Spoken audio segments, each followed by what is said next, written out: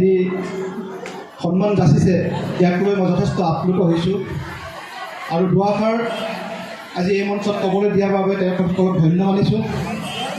আমি অসমীয়া মানুহ, আমি ব্যৱসায়ৰ বিষয়ত খুব কম নলেজ আছে, আমাক গাইড দিয়া মানুহ কম আছে।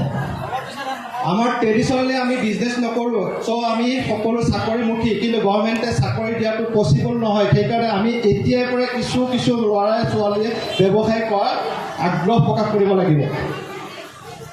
হজৰত মহম্মদে যেনেকৈ চেনি নাখাই উপদেশ দিছিলে, মই 22 বছৰ ত্যাগ কৰি আজি এই দুখন মঞ্চ, এখন ফাৰ্ষ্ট গৰমৰ মঞ্চত মই ভাষণ দিছিলোঁ, তাত মই ইউটিউবত দিছিলোঁ আৰু ছেকেণ্ড মই ইয়াত আহিছোঁ।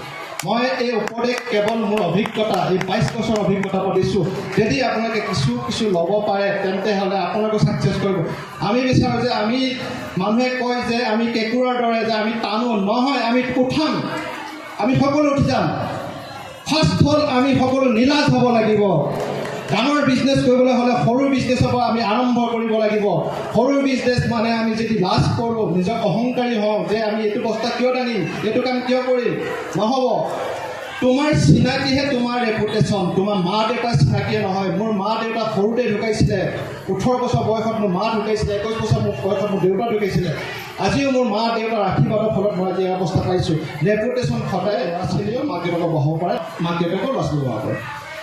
ফাৰ্ষ্ট নিলাজ হ'ব লাগিব। ছেকেণ্ড হৈ গ'ল কনচেপশ্যন। আমি ভয় কৰোঁ, বিজনেছ কিয় কৰিবলৈ ভয় কৰোঁ, আমাৰ কনচেপশ্যন ক্লিয়াৰ নাই। কনচেপশ্যন হৈ গ'ল যে বিজনেছটো লংজিভিটি এণ্ড মৰ্টেলিটি। আমি আধাতে বিজনেছটো মাৰ খাব নেকি, যে বিজনেছটো লং টাইম নচলিব নেকি, সেইকাৰণে আমি ভয় খাওঁ। নহয়, বিফৰ ইনভেষ্টিগেশ্যন, যিটো তুমি টকা লগাবা তাৰ আগত ইনভেষ্টিগেশ্যন কৰা, পিছত নকৰিবা যে মই পইচা লগাই দিলোঁ, এইটো মই ভুল জেগাত দিলোঁ, সেইটো পস্তাই লাভ নাই। থাৰ্ড হৈ গ'ল টাইমিং এণ্ড কমিটমেণ্ট। 9টা বুলি ক'লে 9টাই হয়, 9টা 5, 10 এইবিলাক নহয়, 9টা মানে 9টাই হয়। কমিটমেণ্ট, মই যদি কাৰোবাক কৈছোঁ যে অহা মাহৰ 15 তাৰিখে তোমাক লগ কৰিম, মই যদি কিবা কাৰণে লগ কৰিব নোৱাৰোঁ 13 বা 14 তাৰিখে তেখেতক ৰিমাইণ্ড দিব লাগিব, কাৰণ নহ'লে তেখেতে 15 তাৰিখে মোৰ কাৰণে ৰৈ থাকিব। তেতিয়াহ'লে নেক্সট তেওঁ মোক কেতিয়াও বিলিভ নকৰে যে ল'ৰাটোৱে এনেই কথা কয়। ফৰ্থ হৈ গ'ল ধনী মানুহৰ নিচিনা লোন বিচাৰিবা, দুখীয়া মানুহৰ নিচিনা নহয়। বেংকত গৈ যদি আমি কি কৰোঁ, প্ৰেজেণ্টেশ্যন ভুল কৰোঁ যে ছাৰ মই বহুত দুখীয়া ল'ৰা, মোক এটা লোন দিয়ক, মেনেজাৰে তেতিয়া ফটকৈ ভাবে যে ই যদি দুখীয়াই হয় ইয়াক লোনটো কিয় দিওঁ। নহয়, কমিটমেণ্ট, ছাৰ মই আপোনাৰ লোনটো ঘূৰাই দিম, আপুনি মোক লোন দিয়ক। তাৰপিছত হৈ গ'ল গছৰ ফল খাবা, দালি নাকাটিবা। মূলধন য'ত ব্যৱহাৰ কৰিছা তাৰ পৰা প্ৰফিটেবিলিটি যিটো পাবা সেইটো খৰচ কৰা। মূলধন যদি তুমি খৰচ কৰিছা, এটা সময়ত তুমি তোমাৰ অনুষ্ঠানটো নিজেই ধ্বংস কৰিছা। তাৰপিছত হৈ গ'ল যে পজিটিভ এণ্ড নিগেটিভ তোমাৰ থিংকিং। অনুষ্ঠান এটাত পজিটিভ আৰু নিগেটিভ এনাৰ্জি থাকে। যদি অনুষ্ঠানত তুমি যদি ভাল চিন্তা কৰিছা তেনেহ'লে তোমাৰ অনুষ্ঠানটো ডেভেলপ হ'ব, আৰু যদি তুমি নিগেটিভ চিন্তা কৰিছা তেনেহ'লে তোমাৰ লষ্ট হ'ব।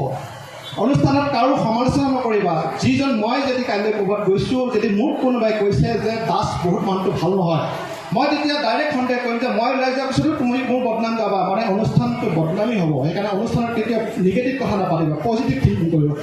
এই সমস্ত কথাটো মই ফাৰ্ষ্ট মিটিঙত মোৰ গৌতম ডেকাৰ যিটো এক্টিভ আছে তাত ডিটেইলছভাৱে দিয়া আছে, কিন্তু আজি এই বিহুৰ মঞ্চত মই ডিটেইলছ ক'ব নোৱাৰোঁ। কিন্তু আজি এটা সৰু কনচেপশ্যন দি থৈ গৈছোঁ, সেইটোৱে হ'ল আমি প্ৰত্যেক মানুহে দুটা টাইপত জীয়াই আছোঁ। এটা হ'ল ছাৰ্ভিচ, এটা হ'ল প্ৰফেশ্যনেল। ছাৰ্ভিচ মানে বেংকত গৈ পেলাই এটা লোন এপ্লাই কৰিলে লোন পায়, কিন্তু আমি বিজনেছমেনে কিয় নাপাওঁ, তাৰ ডিফেক্টটো নিজেই। আমি যেতিয়া বেংকত গৈ লোন বিচাৰোঁ, তেতিয়া বেংকে যেতিয়া লোনটো ৰিজেক্ট কৰে তেতিয়া আমি হতাশ হওঁ, কাৰণ আমি তেনেকৈ ফুল প্ৰিপেয়াৰ্ড কৰি যোৱা নাছিলোঁ। আজি এজন চাকৰি কৰা মানুহে তেওঁৰ চেলাৰী চাৰ্টিফিকেটটোৰ ওপৰত ডিপেণ্ড কৰি বেংকে লোন দিছে। এতিয়াও আমাৰ অসমীয়া, আমাৰ মানুহখিনি, আমাৰ যিখিনি অসমীয়া মুছলিম সম্প্ৰদায়ৰ মানুহ আছে, তেওঁলোকে ইনকাম টেক্স ফাইলটোৰ ওপৰত কেতিয়াও গুৰুত্ব নিদিয়ে। ইনকাম টেক্স ফাইলটোৱে এজন ব্যৱসায় কৰা মানুহৰ ইনকামটো প্ৰুভ কৰে। গভৰ্ণমেণ্টে 5 লাখ টকালৈকে এটা ছাপৰ্ট দি থৈছে যে কোনো ইনকাম টেক্স দিব নালাগে।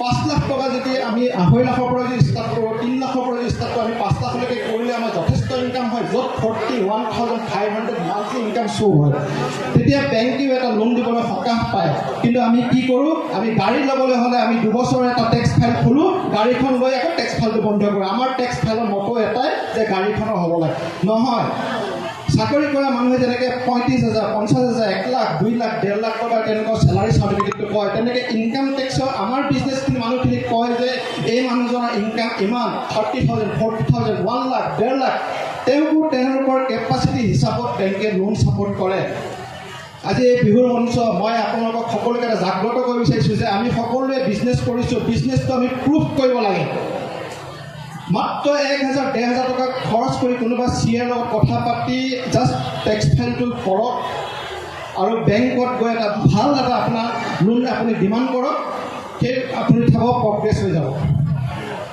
এতিয়া বিহুৰ মঞ্চত বেছি কথা নকওঁ আপোনালোকে বিহু এতিয়া এনজয় কৰক মই আজি এটা সৰু টপিক ক'লোঁ নেক্সট আকৌ এই এনেকৈ কথা পাতিব কি কাৰণে আহিছোঁ এইটো এৱাৰনেছ আমি যদি ইজনে সিজনক যদি বিজনেছৰ মাধ্যমটো নকওঁ কোনো নন আছামিজ মানুহখিনি আহি কেতিয়াও নকয় যে বিজনেছটো এনেকৈ কৰা সেইকাৰণে আমি ইজনে সিজনক কৈছোঁ মোৰ এইটো উপদেশ নহয় মই এইটো জাষ্ট মোৰ এইটো যিটো অভিজ্ঞতা জীৱনৰ সেই অভিজ্ঞতা ক'লোঁ ইয়াকে কৈ মোৰ বক্তব্য সামৰণি মাৰি দৰ্শকলৈ মোৰ নমস্কাৰ আছিল